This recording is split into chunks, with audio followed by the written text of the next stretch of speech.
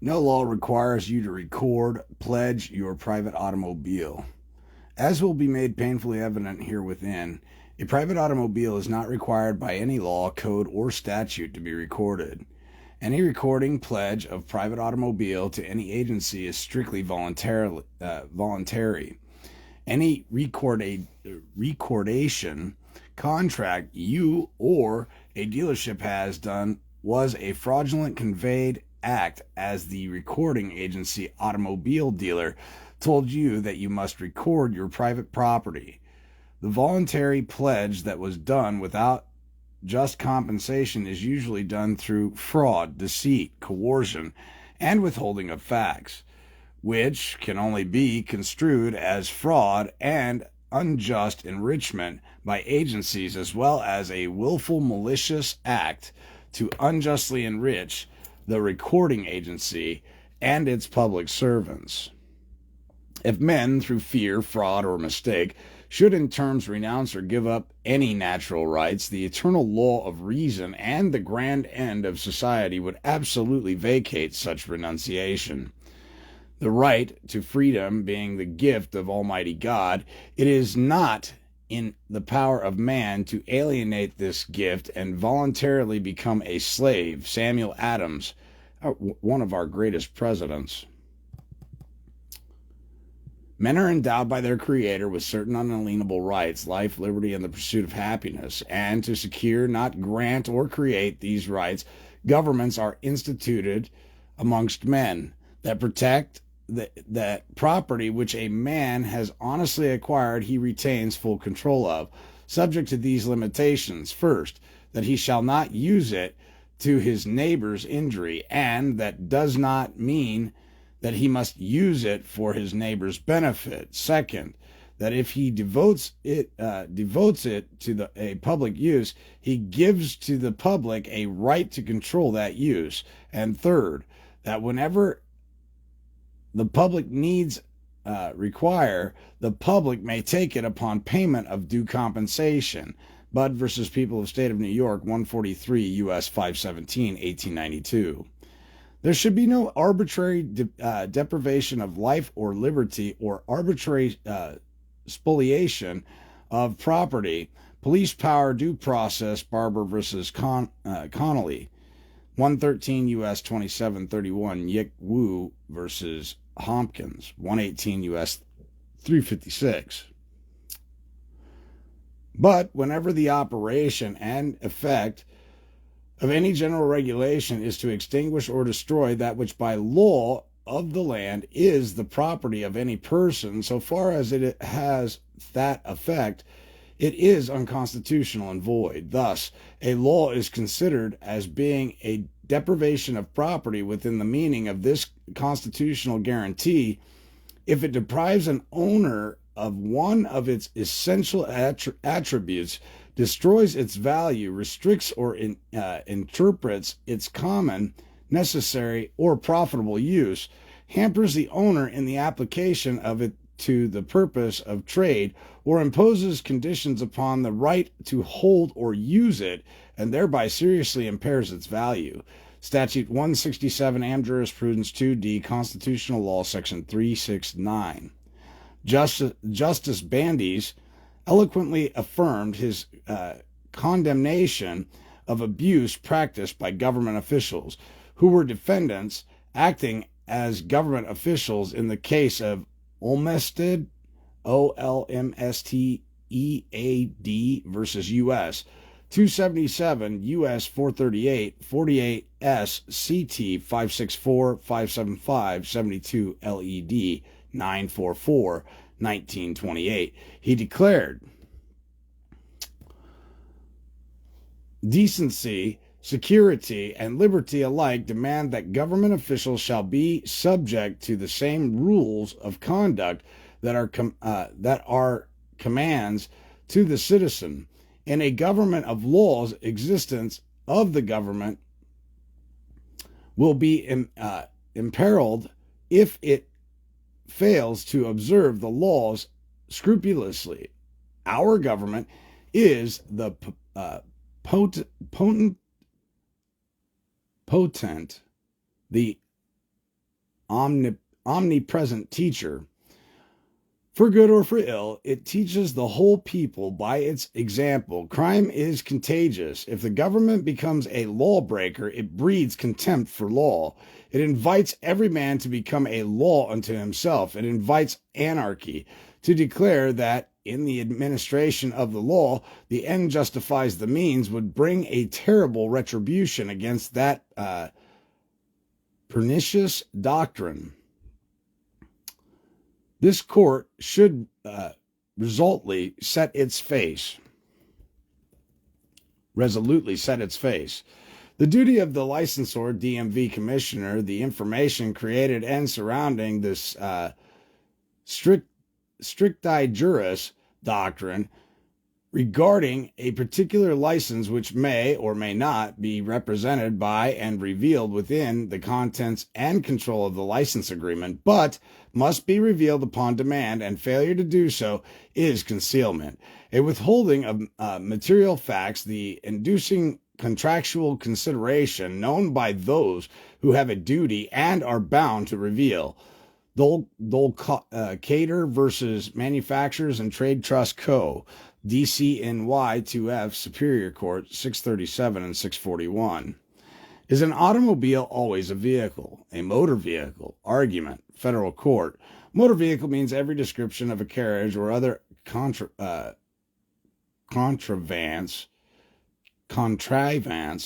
propelled or drawn by mechanical power and used for commercial purposes on the highways in transportation of passengers and property, or property and cargo.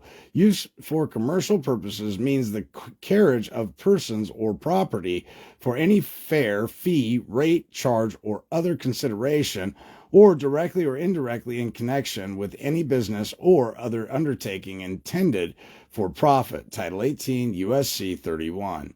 A carriage is a peculiarly a family or household article. It contributes in a large degree to the health, convenience, comfort, and welfare of the householder or the family. Arthur versus Morgan, 113 U.S. 495, 505 S. CT 241, 243 SD in New York, 1884. The Supreme Court in Arthur versus Morgan, 112 U.S. 495, 5 S. CT 241, 28 LED 825 held that carriages were properly classified as household effects, and we see no reason that automobiles should not be similarly disposed of. Hillhouse versus United States, 152 F. 163, 164, Second Circuit, 1907. A soldier's personal automobile is part of his household goods. U.S. versus Bomar, 5 CA5 TEX, 8F3D 226 235 19A. Words and phrases, permanent edition, West Pocket Part 94. It is a jury question whether an automobile is a motor vehicle. United States versus Johnson, 718 F2D 1317, 1324, 5th Circuit, 1983. State, use determines classification, and determining whether or not a motor boat was included in the expression household effects, matter of Winburn's will, Supra, 139 Miscellaneous 5, 247 NYS 592, stated that the test to be whether the articles are or are not used in or by the household or for the benefit of, or comfort of the family. In regards to Bloomdale's estate, 142 New York State 2D 781, 785, and 1955. The use to which an item is put, rather than its physical characteristics, determine whether it should be classified as consumer goods under UCC 9109 Part 1 or equipment under UCC 9109-2. Grimes versus Massey Ferguson Incorporated, 23 U.S. UCC Rep. Serv. 655, 355 SO period 2D 338, Alaska in 1978. Under the UCC 9109, there is a real distinction between goods purchased for personal use and those purchased for business uses. The two are mutually exclusive, and the principal use to which the property is put should be considered as determinative. James Talcott, Inc. versus GEE. 5 UCC Rep. Serv. 1028, 266, California Appellate Division, 2D 384, 72, California Report 168 in 1968. The classification of goods in UCC 9109 are mutually exclusive. McFadden versus Mercantile Safe Depot and Trust Co. 8 UCC Rep. Serv. 766, 260, MD 601, 273, A period 2D 198, 1971. The classification of goods under the UCC 9109 is a question of fact. Morgan County Feeders Incorporated versus McCormick. Title 18 UCC Rep. Serv. 2D 632, 836, page 2D 1051. COLO Appellate Court, 1992. The definition of goods includes an automobile. Henson versus Government Employees Finance and Industrial Loan Corp.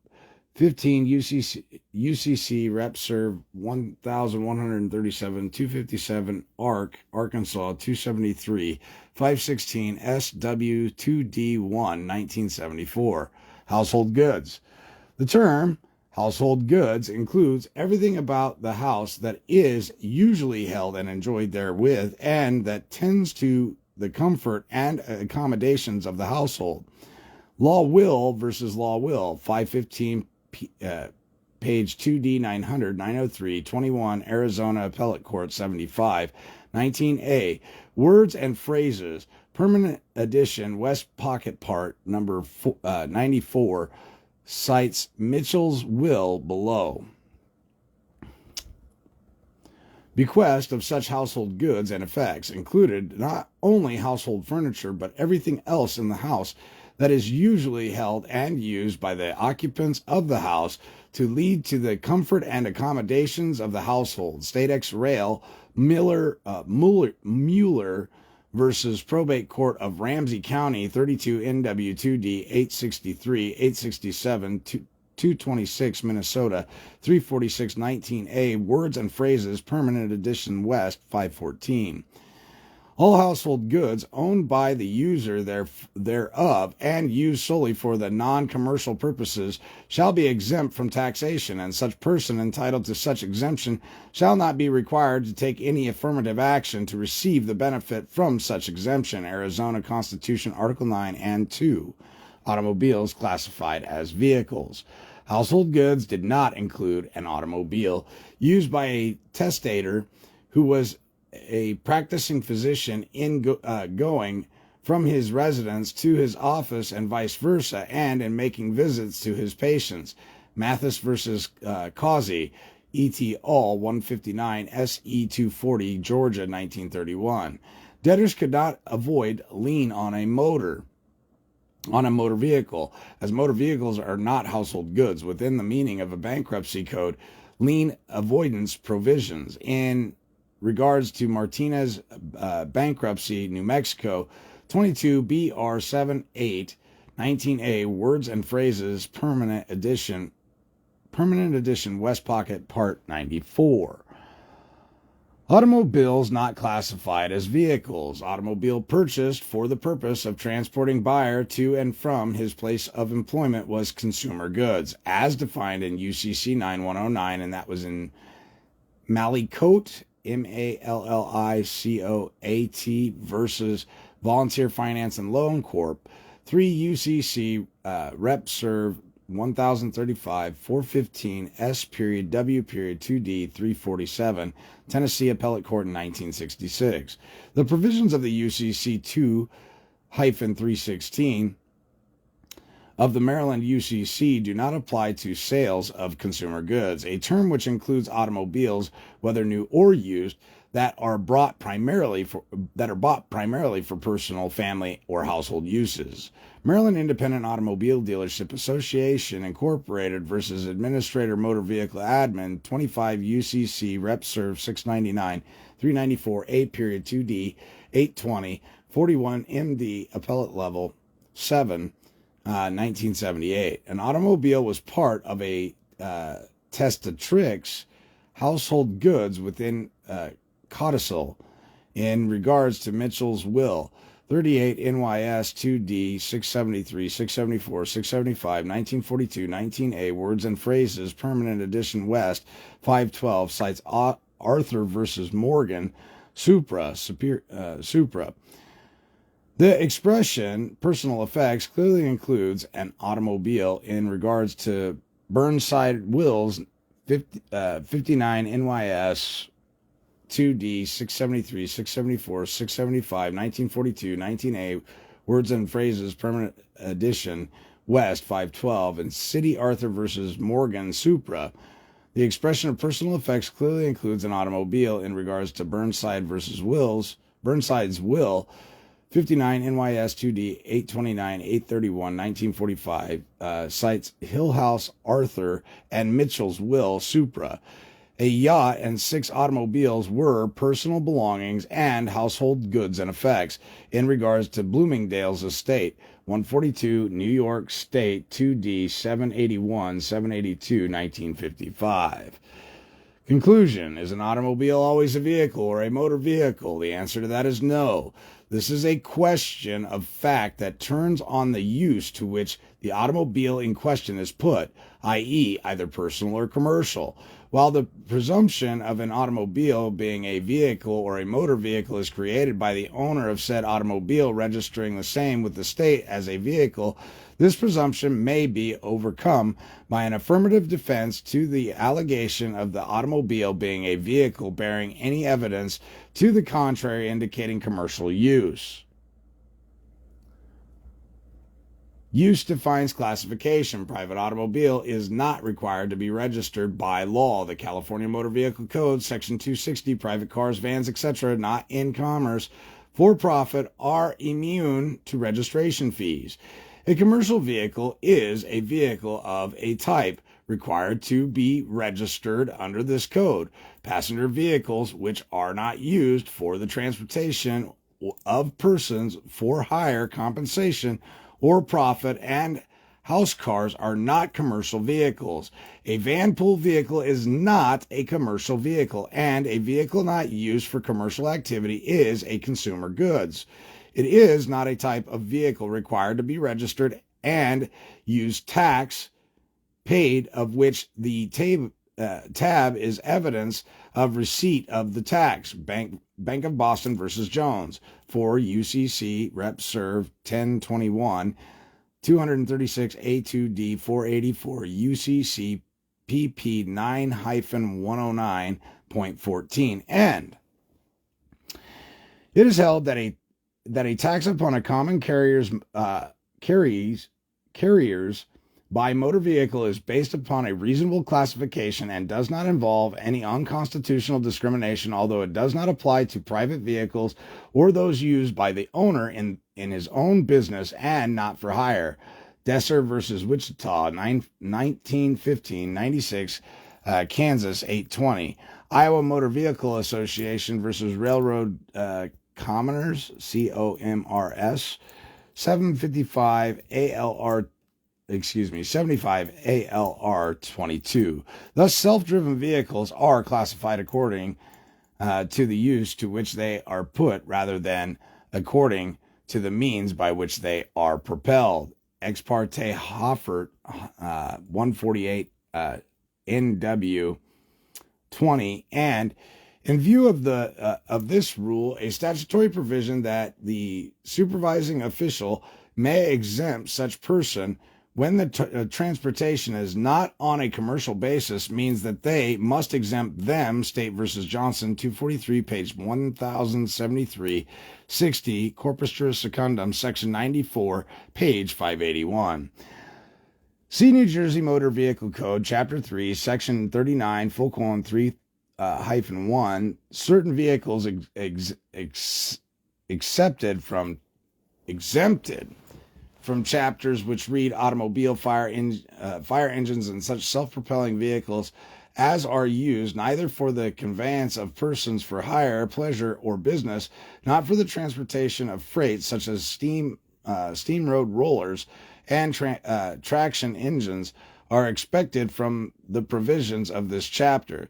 See Annual Report of an Attorney General of the State of New York, issued on July 21st, 1909, Albany, New York, page 322 through 323, which reads, "There is no requirement that the owner of a motor vehicle shall procure a license to run the same, nor is there any requirement that any other person shall do so unless he propose to become a chauffeur or a person conducting an automobile as an employee for hire or wages. Yours very truly, Edward R. O'Malley, Attorney General." See Laws of New York, 1901, Chapter 53, page 1316, Section 169A. See also Laws of Wyoming, 2002, Motor Vehicle Code, page 142, Section 315, See RCW 5.24.010. Privately owned buses not engaged in for hire transportation are outside the jurisdiction of the Division of Motor Vehicles Enforcement of Ncgs, Article 17, Chapter 20, 58 NCAG 1. It follows that those citizens not engaged in extraordinary use of the highway for profit or gain are likewise outside the jurisdiction of the Division of the Motor Vehicles. Since a sale of personal property is not required to be evidenced by any written instrument in order to be valid, it has been held that in North Carolina that there may be a transfer of title to an automobile without complying with the registration statutes which require a transfer and delivery of a certificate of title. NC Law Review, Volume 32, page 545, Carolina Discount Corp. Versus Landis Motors Co., 190 North Carolina 157. The following shall be exempted from the requirements of registration and the certificate of title. Any such vehicle driven or moved upon the highway in conformance with the provisions of this article relating to manufacturers, dealers, or non-resident or residents. And 2. Any such vehicle which is driven or moved upon the highway only for the purposes of crossing such highways from one property to another. 2051-12, comment, not driven or moved upon the highway for transporting persons or property for profit. Case note that North Carolina GS 12-3 statutory construction. The California Constitution in Article 1, Section 8, and similar states, made in all other state constitutions, mandates that no one be compelled to be a witness against himself, is in agreement with the Supreme Court ruling in Haynes v. U.S. 390 U.S. 8588 S.CT. 722, wherein the ruling was that to force anyone to register anything is communicative, and such communicative evidence is precluded by the Fifth Amendment. No state government entity has the power to allow or deny passage on the highways, byways, nor waterways transporting his vehicles and personal property for either recreation or businesses, but by being subject only to local regulations, i.e. safety, caution, traffic lights, speed limits, etc. Travel is not a privilege requiring a license, vehicle registration, or forced insurance. Chicago Coach Co. versus City of Chicago, 337, Illinois, 200, 169 NE 22. The fundamental right to travel is not a privilege. It's a gift granted by your maker and restated by our founding fathers as unalienable and cannot be taken by any man, government-made law or color of law, known as a private code, secret, or a statute, to wit. As general rule, men have natural rights to do anything which their inclinations may suggest, if it be not evil in itself and in no way impairs the rights of others. In regards to Newman, 1858, 9C 502. Traveling is passing from from place to place, act of performing journey, and traveling is person who travels. In regards to Archie, 1858, 9C 47. Right of the transit through each state with every species of property known to constitutions of the United States and recognized by that paramount law is secured by that instrument to each citizen and does not depend upon uncertain and challengeable ground of mere committee. In regards to Archie, 1858, 9C 47. Traffic infractions are not a crime. People versus Battle, 50 California, Appellate Level 3, Step 1, Superior Court 123, California Report 636639.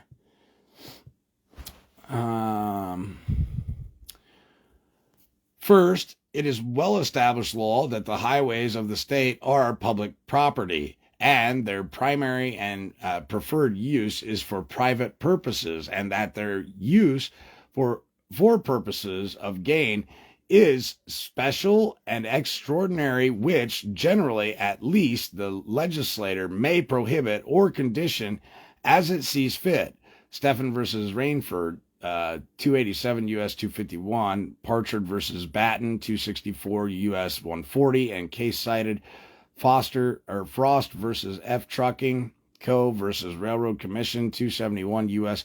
592, and Railroad Commission versus Intercity Forwarding Co. 57 SW 2D 290, and Parlett Corporative versus Tidewater Lines, 164A 313.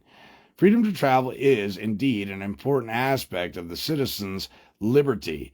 We are first concerned with the extent, if any, to which Congress has authorized its curtailment.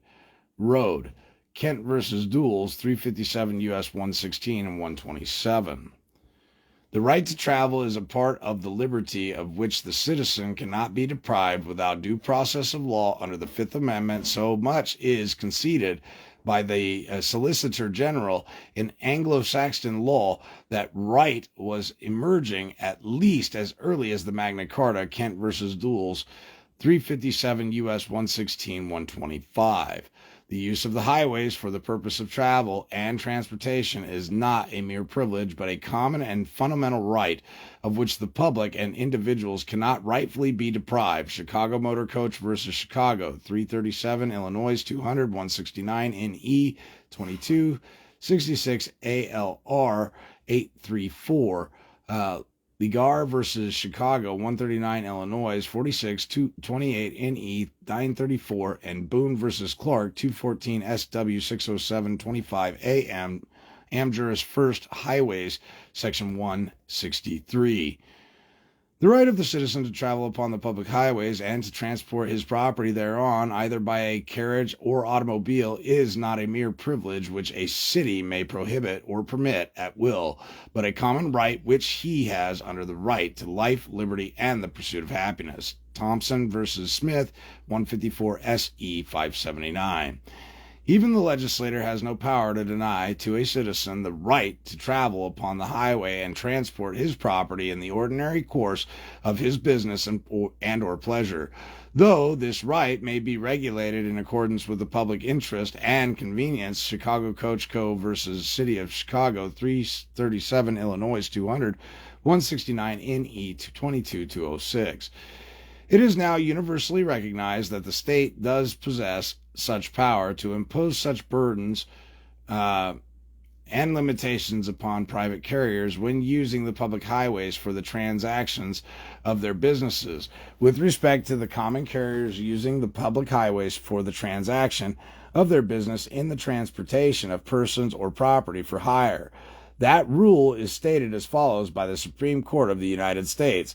A citizen may have, under the 14th Amendment, the right to travel and transport his property upon them, the public highways, by auto vehicle, but he has no right to make the highways his place of business by using them as a common carrier for hire. Such use is a privilege which may be granted or withheld by the state in its discretion without violating either the Due Process Clause or the Equal Protection Clause. Buck versus Kuykendall, 267 U.S. 307, 38 ALR 286, 69 LED 623, 45, Superior Court, Connecticut, Report 324. Oops, going the wrong way. The right of a citizen to travel upon the highways and transport his property thereon in the ordinary course of life and business differs radically and obviously from that of one who makes the highway his place of business and uses it for private gain. In the running of a stagecoach or omnibus, the former is the usual and ordinary right of a citizen, a right common to all, while the latter is special, unusual, and extraordinary. As to the former, the extent of the legislative power is that of regulation, but as to the latter, its power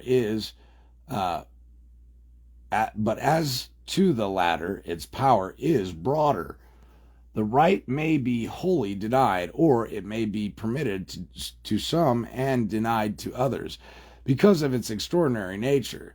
This distinction, elementary and fundamental in character, is recognized by all the authorities.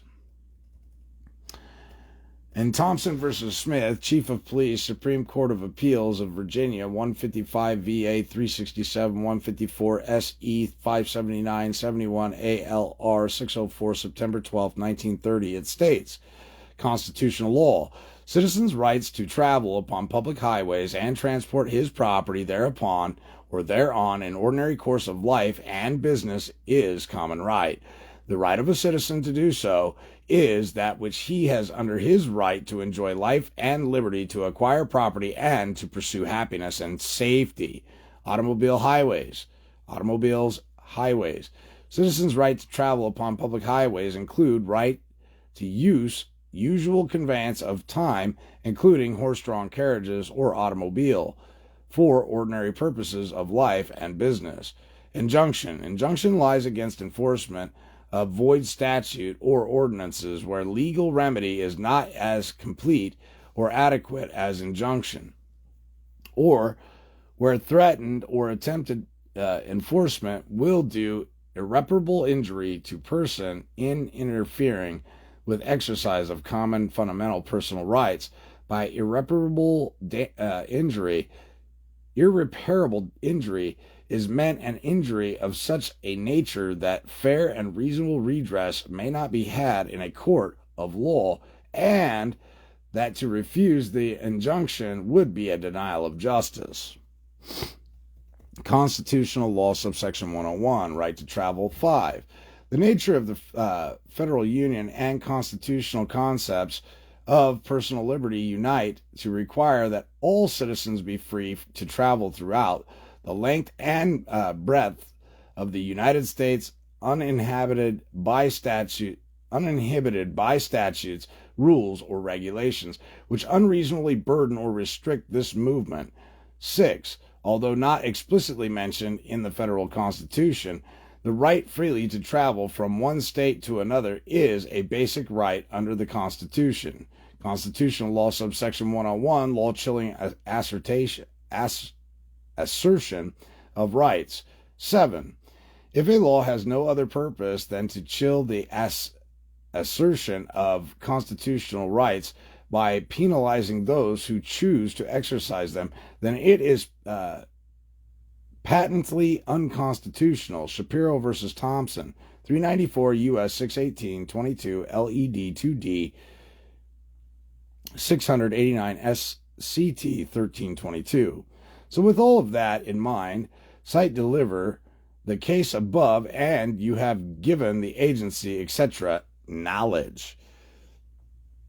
Under USC Title 42, subsection 1986, action for neglect to prevent, it states, every person who having knowledge that any wrongs conspired, or to be done, and having power to prevent or aid in preventing, neglects, or refuses so to do, shall be liable to the party injured, and the means of knowledge, especially where it consists of public record, is deemed in law to be knowledge of the fact.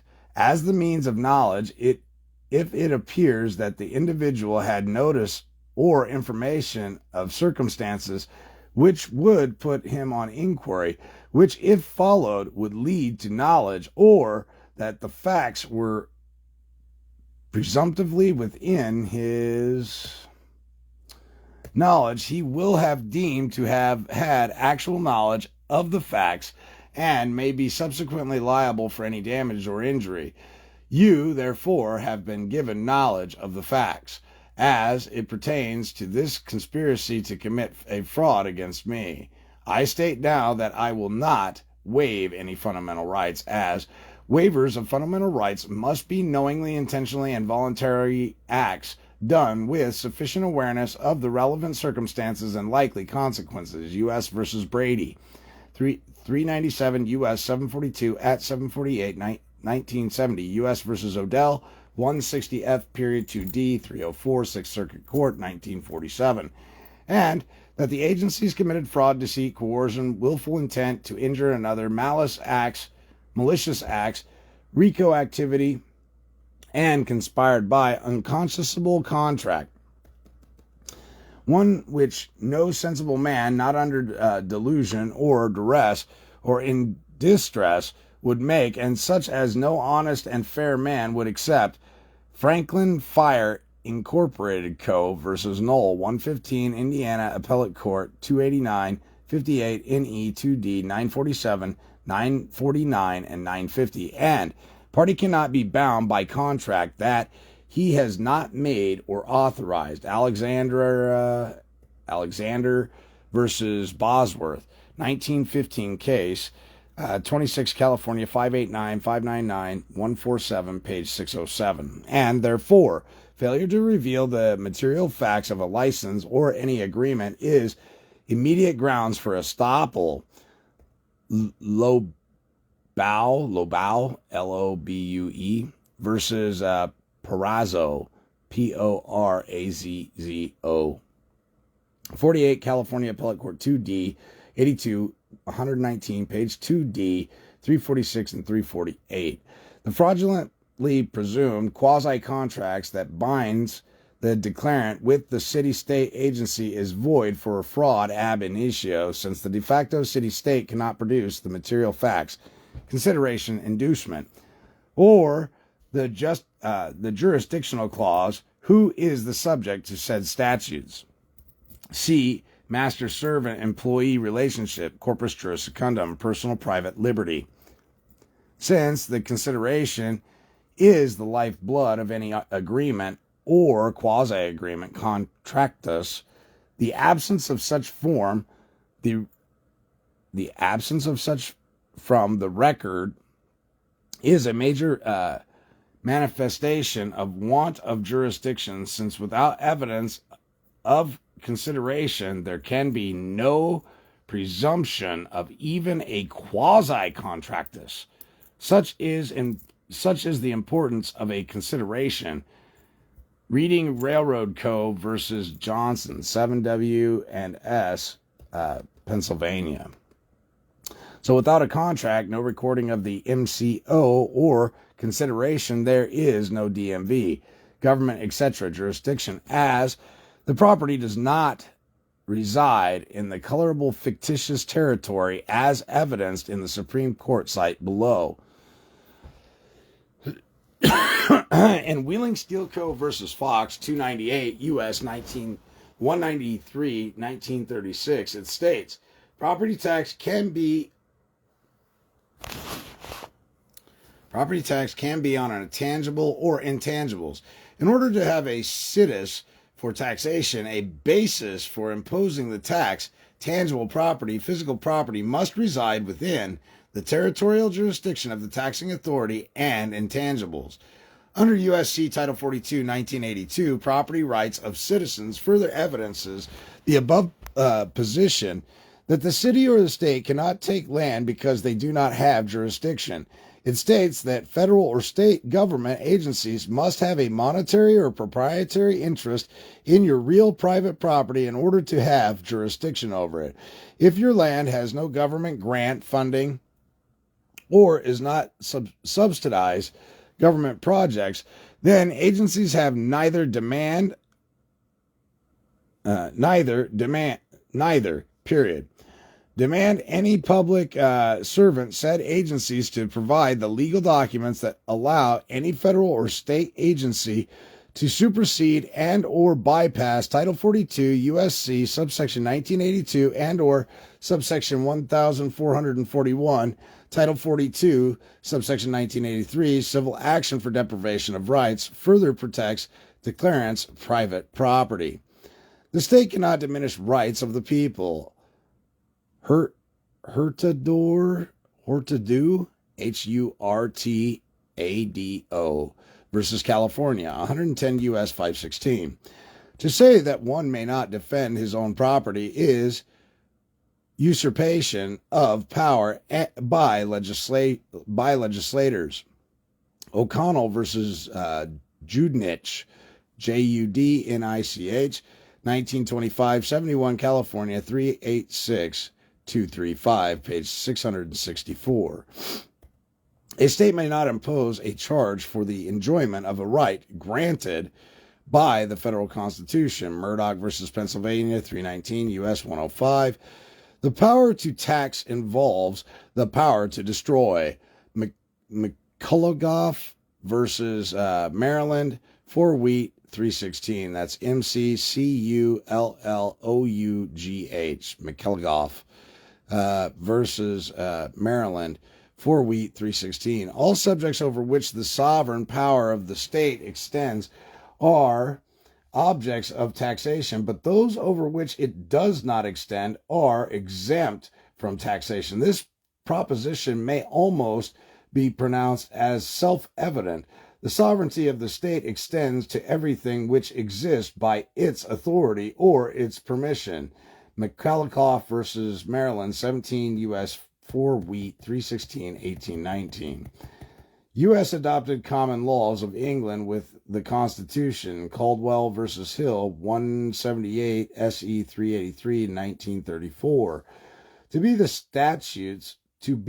that statutes which would deprive a citizen of the rights of persons or property without a regular trial according to the course and usage of the common law would not be the law of the land.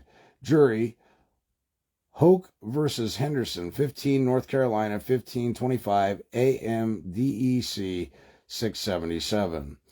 The phrase common law found in the clause is used in contradistinction to equity and admiralty and maritime jurisprudence. Parson versus Bedford, et al. 3 PET 433 478-9. In the common law, if the common law can try the cause and give full redress, that alone takes away the admiralty jurisdiction. Ramsey versus Algier, Supra, page 411. Inferior courts, the term may denote any court subordinate to the chief tribunal in the particular judicial system, but it is commonly used as the designation of a court of special, limited, or statutory jurisdiction whose record must show the existence and attaching of jurisdiction in any given case in order to give presumptive validity to its judgment. In regards to Heard's guardianship, 174 Mississippi 37163 SO 685. The high courts have further decreed that want of jurisdiction makes all acts of judges, magistrates, U.S. marshals, sheriffs, local police, all void and not just voidable. Nestor versus Hershey, 425 F2D 504. Void judgment. One which has no legal force or effect in invalidity of which may be asserted by any person whose rights are affected at any time and at any place, directly or collaterally. Reynolds versus Volunteer State Life Insurance Co. Texas Civil Appellate Court 80 SW2D 1087 1092. Void judgment. One apparently valid, but in truth wanting in some material respect. City of Lufkin versus McVicker. SW2D 141 144.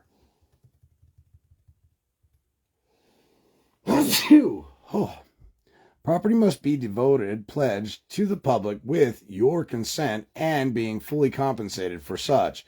In one of the so-called elevator cases that the Munn versus Illinois 94 U.S. 113 24 LED 77, it is said, when, therefore, one devotes his property to a use in which the public have an interest, he in effect grants to the public an interest in that use and must submit to be controlled by the public for the common good to the extent of the interest he has thus created. But so long as he uses his property for the private use and in the absence of devoting it to public use, the public has no interest therein, which entitles it to a voice in its control. Other cases to the same effect are Budd versus New York, 143 U.S. 517, 36 LED 247, 12 Superior Court, Connecticut, Report 468, Weems Steamboat, Colorado versus People's Corporation, 214 U.S. 345, and 16 and ANN CAS 122253 LED 102429, Superior Court, Connecticut, Report 661. Well, there's a shit ton of cases here. I'm not going to read all those numbers, but there's a shit ton of them. That subjecting petitioner's property to the use of the public as common carriers constitutes the taking of the same, admits of no controversy. Whenever a law deprives the owner of the beneficial use and free enjoyment of his property or imposes restraints upon such use and enjoyment that materially affects its value without legal process or compensation, it deprives him of his property within the meaning of the Constitution. It is not necessary in order to render the statutes obnoxious to the restraints of the Constitution that it must be in terms or effects otherwise the actual physical taking of the property or the thing itself, so long as it affects its free use and enjoyment or the power of disposition at the will of the owner. Foster versus Scott, 136 NY 577, 18 LRA 543, 32 NE 976, Mongol. I'm not even going to try and say that. MONGAHELANAV, period, Co. versus United States.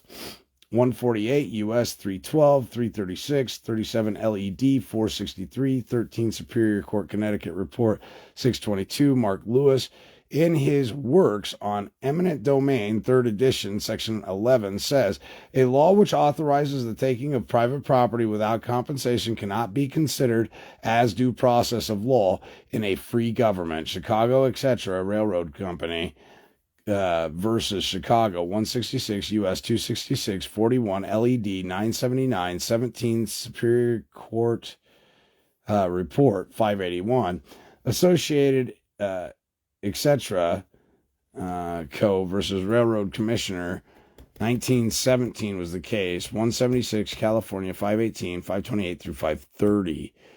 It is beyond the power of the state by legislation fiat to convert property used exclusively in the business of a private carrier into a public utility or to make the owner of a public carrier for that would be taking private property for public use without just compensation, which no state can do, consistently with the due process of law clause of the 14th Amendment. See Police Powers, Procedures, Transportation Co. versus R.R. Commission, 251 U.S. 228, 230, and Wolf, W-O-L-F-F Co. versus Duke, D-U-K-E, 266 U.S. 570 and 578. The binding shackles of the government is the Constitution, to wit, the laws of nature are the laws of God, whose authority can be superseded by no power on earth. A legislator must not obstruct our obedience to him, from whose punishment they cannot protect us. All human constitutions which contradict his cannot protect us. All human constitutions which contradict his, God's laws, natural law, we are in conscience bound to disobey. 1772 Robin versus Hardway, 1st Jefferson 109. If the state were to be given the power to destroy rights through taxation, then the framers of our Constitution wrote said documents in vain. A republic is not an easy form of government to live under, and when the responsibilities of citizenship is evaded, democracy decays and authoritarianism takes over. Earl Warren, A Republic, If You Can Keep It, page 13. It is a fundamental principle in our institution and indispensable to the preservation of public liberty that one of these separate departments of government shall not usurp powers committed by the Constitution to another department. Mugler versus Kansas, 123 U.S. 623 and 662. An unconstitutional law is not a law. It confers no rights, imposes no duties, and affords no protections. Norton versus Shelby County, 118 U.S. 425. Primacy of position, primacy, P-R-I-M-A-C-Y, primacy of position in our state constitution is accorded the Declaration of Rights, thus emphasizing the importance of those basic and unalienable rights of personal liberty and private property, which are thereby reserved and guaranteed to the people and protected from arbitrary invasions or impairment from any governmental quarter. The Declaration of Rights constitutes a limitation upon the power of every department of the state government. State ex rel. Davis versus Stewart. 64 ALR 1307, 97 Florida 69 120 SO 335. The right of the individual are not derived from governmental agencies, either municipal, state, or federal, or even from the Constitution. They exist inherently in every man by endowment of the Creator and are merely reaffirmed in the Constitution and restricted only to the extent that they have been voluntarily surrendered by the citizenship to the agency of the government. The people's rights are not derived from the government, but the government's authority comes from the people. The Constitution but states, again, these rights already existing, and when legislative encroachment by the nation, state, or municipality invade these original and permanent rights, it is the duty of the courts to so declare and to afford the necessary relief. City of Dallas, E.T. All versus Mitchell, 245 SW 944, 945 40 through 46, 1922. The Constitution is designated as a supreme enactment, a fundamental act of legislation by the people of the state.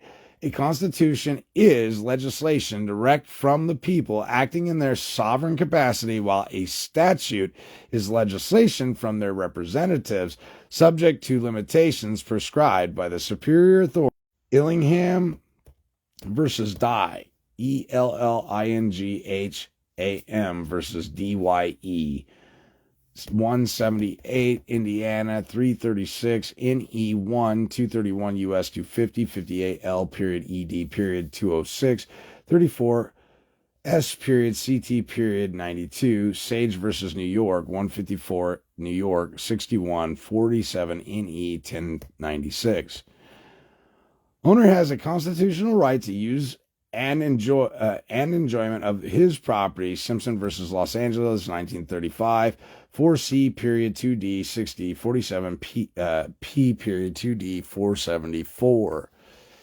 We find it intolerable that one's constitutional rights should have to be surrendered in order to assert another, Simpson versus U.S. Supra. When rights secured by the Constitution are involved, there can be no rulemaking or legislation which would abrogate them. Miranda versus Arizona, 384 U.S. 436, page 491. The claim and exercise of a constitutional right cannot be converted into a crime. Miller versus U.S. 230 F period 2D 486 489. History is clear that the first 10 amendments to the Constitution were adopted to secure certain common law rights of the people against invasion by the federal government. Bell versus Hood. 71 F period Superior Court 813 816 1947 U.S. D.C. so District, California. Economic necessity cannot justify a disregard of cardinal constitutional guarantees. Riley versus Certer, Certer, 165 Oklahoma 262 25, page 2D, 666, 79 ALR, 1018. When any court violates the clean and unambiguous language of the Constitution, a fraud is perpetrated and no one is bound to obey it. See 16 MA Jurisprudence, Juris 2D, 177, 178, State versus Sutton, 63, Minnesota, 147, 65, NW 262, 30, LRA, 6630 AM, 459. Oh, the liberty guaranteed by the Constitution must be interpreted in the light of the common law, the principle and history of which were familiar and known to the framers of the Constitution. This liberty denotes the right of the individual to engage in any of the common occupations of life, to locomote, and generally enjoy those rights long recognized at common law as essential to the orderly pursuit of happiness by free men. Meyer versus Nebraska, 262 U.S. 390, 399. United States versus Kim Ark, 169 U.S. 649 and 654. An unconstitutional act is not law. It confers no rights. It imposes no duties, affords no protections. It creates no office. It is in legal contemplation, as inoperative as though it had never been passed. Norton versus Shelby County, 118 U.S. 425, page 442. The general rule is that an unconstitutional statute, though having the form and name of law, is in reality no law at all, but is wholly void and ineffective for any purpose, since unconstitutionality dates from the time of its enactment and not merely from the date of the decision so branding it. No one is bound to obey an unconstitutional law, and no courts are bound to enforce it. 16 Am Jurisprudence 2D, Section 177, late 2D, Section 256. All laws which are repugnant to the Constitution are null and void. Chief Justice Marshall, Marbury versus Madison, 5 U.S. Cranch, 137, 174, 176, 1803. It cannot be assumed that the framers of the Constitution and the people who adopted it did not intend that which is the plain import of the language used. When the language of the Constitution is positive and free of all ambiguity, all courts are not at liberty by a resort to the refinements of legal learning to restrict its obvious meaning to avoid the hardships of particular cases. We must accept the Constitution as it reads when its language is unambiguous, for it is the mandate of the sovereign power. Cook versus Iverson, 122 in NW, New Mexico, 251. Right of protecting property declared inalienable by the Constitution and is not mere right to protect it by individual force, but right to protect it by law of land and force of body politic. Billings versus Hall, 1857, 7C1. Constitution of this state declares among inalienable rights of each citizen that of the acquiring, possessing, and protecting property, this is one of the primary objects of government, is guaranteed by Constitution and cannot be impaired by legislation. Billings versus Hall, 1857, 7C1. State Constitution. The state constitution is the mandate of the sovereign people, its servant and representatives. Not one of them has a right to ignore or disregard these mandates. John F. Jelko versus Emory, 193 Wisconsin, 311, 214, NWs 369, 53 ALR 463, Lemon versus Laglin, 45 Washington 2D 82 273, page 2D 464. The people are the sovereign. People are supreme, not the state. Warning versus the mayor of Savannah, 60 Georgia at 93. The people of the state do not yield their sovereignty to the agencies which serve them. The people, in delegating authority, do not give their public servants the right to decide what is good for the people to know and what is not good for them to know. The people insist on remaining informed so that they may retain control over the instruments they have created. Added status, 1953, C, 1588, page 3270, section 1. The people are the recognized source of all authority, state or municipal, and to this authority it must come at last, whether immediately or by circuitous, circuitous, circuitous route. Barnes versus District of Columbia, U.S. 540, 545, 23, 440, 441, page 234. The government is but an agency to the state being the sovereign people. State versus Chase, 175, Minnesota, 259, 220, NW, 951, 953. Sovereignty itself is, of course, not subject to the law, for it is the author and the source of the law. But in our system, while sovereign powers are delegated to the agencies of the government, sovereignty itself remains with the people, by whom and for whom all government exists and acts, and the law is the definition and limitation of that power. The Congress cannot revoke the sovereign power of the people to override their will as thus declared. Perry versus United States, 294, U.S. 330, 353, and 1935. The doctrines of the sovereign immunity is one of the common law immunities and defenses that are available to the sovereign. Citizen of Minnesota, Will versus Michigan Department of State Police, 1988. This is 491 U.S. 58, 105 L period ED period 2D 45 109 S period CT period 2304. The people of the state, as the successor of its former sovereign, are entitled to all the rights which formerly belonged to the king by his own prerogative. Lansing versus Smith, 1829, 41 Wendell, WENDELL 9, New York. Private, corporate, state, municipality, police enforcement officers, aka police officers' duties and limitations of power. Nothing is gained in the argument by calling it police power.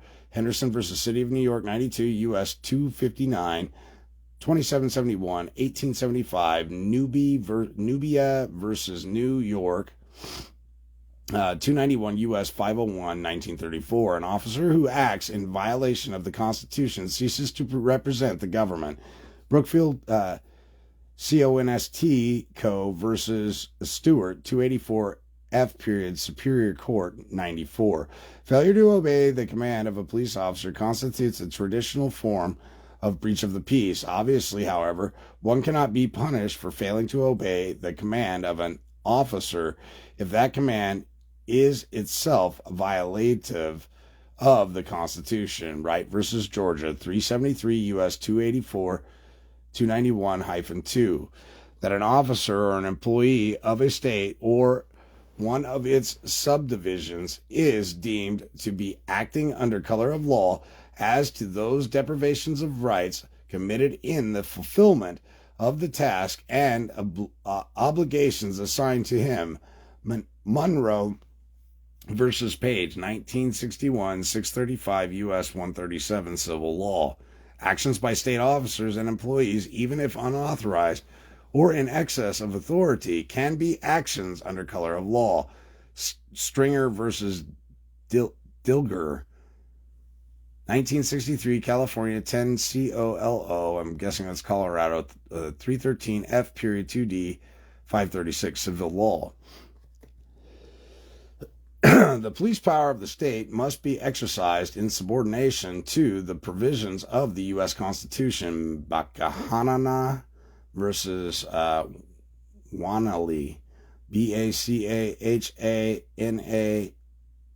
versus Wanaley, Wanley. Boy, say that 3 times fucking fast. Bakahakahana. Yeah. 245 U.S. 60, Panhandle Eastern Pipeline Co. versus State Highway Commission, 294 U.S. 613. With regard particularly to the U.S. Constitution, it is elementary that a right secured or protected by that document cannot be overthrown or impaired by any state police authority. Donnelly versus Union Sewer Pipe Co. 184 U.S. 540. LaFerrari versus Grand Trunk Railroad Co. 24A 848. O'Neill versus Providence Amusement Co. 108A 887.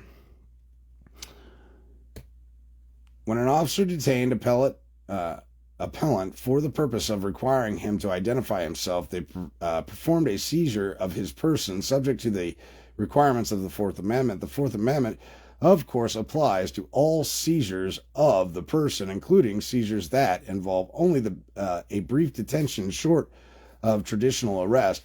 Whenever a police officer accosts an individual and restrains his freedom to walk away, he has seized that person, and the Fourth Amendment requires that that seizure be reasonable.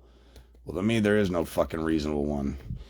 Unless you got an APB out on an automobile that I happen to be traveling in that looks similar for abducting kids, and everything else is just bullshit. I don't see a reason for you to stop and bother me. But even assuming that purpose, prevention of a crime is served to some degree by stopping and demanding identification from an individual without any specific basis for believing he is involved in a criminal activity. The guarantees of the Fourth Amendment do not allow it.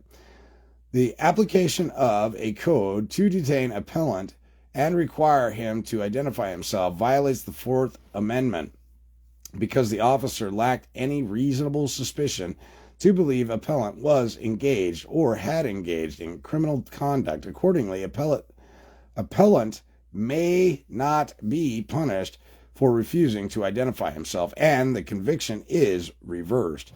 Probable cause, Brown versus Texas, 443 U.S. 47, 1979. Traffic infractions are not a crime, People versus Battle. To this end, the Fourth Amendment requires that a seizure must be based on specific objective facts, indicating that society's legitimate interests require the seizure of the particular individual, or that the seizure must be carried out pursuant to a plan embodying explicit neutral limitations on the conduct of an individual officer. The officer of the law in the execution of process are required to know the requirements of the law, and if they mistake them, whether through ignorance or design, and anyone is harmed by their error, they must respond in damages. Roger versus Marshall, United States use of Rogers versus Conklin, One Wall, U.S. 644, 17 LED 714. It is a general rule that an officer, executive, administrative, quasi-judicial, ministerial, or otherwise, who acts outside the scope of his jurisdiction and without authorization of law may thereby render himself amendable to personal liability in a civil suit. There goes your 11th Amendment immunity, motherfucker. Cooper versus O'Connor, 69 Appellate Court, D.C. 199 F2D. Public officials are not immune from suits when they transcend their lawful authority by invading constitutional rights. Alfuco, whatever it is, AFLCIO versus Woodward. Man, if people just come up with some simple fucking names, life would be grand. WOODARD, Woodward. 406 F2D 137T. I mean, whatever happened to, like, Frank? Frank was a nice name, all right? It had a good, clean sound. It was clean. It was fun. Frank. Everybody should just be called Frank. Frank is a good name. Government, public servants, officers, judges not immune from suit.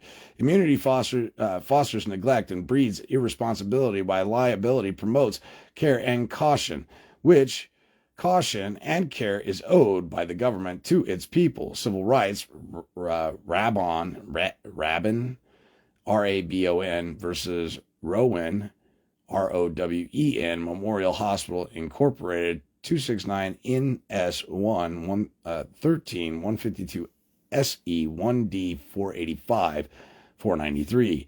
Government immunity. Inland versus Dollar, 338 U.S. 731 1947. The court noted that when the government entered into a commercial field of activity, it left immunity behind.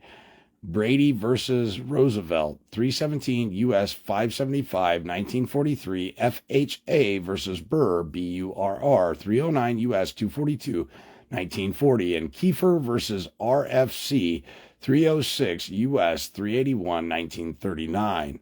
Okay, so when they come into commerce, they lose all their immunity. And if under CFR 277211 all crimes are commercial, guess what? They're engaged in commerce. Monetizing securities, doing all kinds of nefarious shit.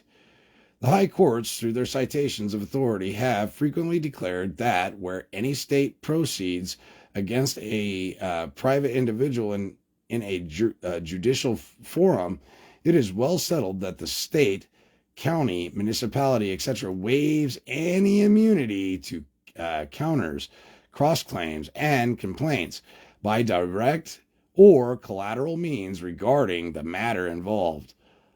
Luckenbach versus the Theckel, 295 F 1020 226 US 328, and Leiters versus Lund, 32 F2D 308. When enforcing mere statutes, judges of all courts do not act judicially and thus are not protected by qualified or limited immunity. See Owen versus City, 445 U.S. 662, and Bothick versus Terry, 713 F2D 1404, but merely act as an extension, as an agent for the involved agency, but only in a ministerial and not a discretionary capacity. Thompson versus Smith, 154 SE 579 583, Keller versus PE, 261 US 428, and FRC versus GE, 281 US 464. Immunity for judges does not extend to acts which are clearly outside of their jurisdiction.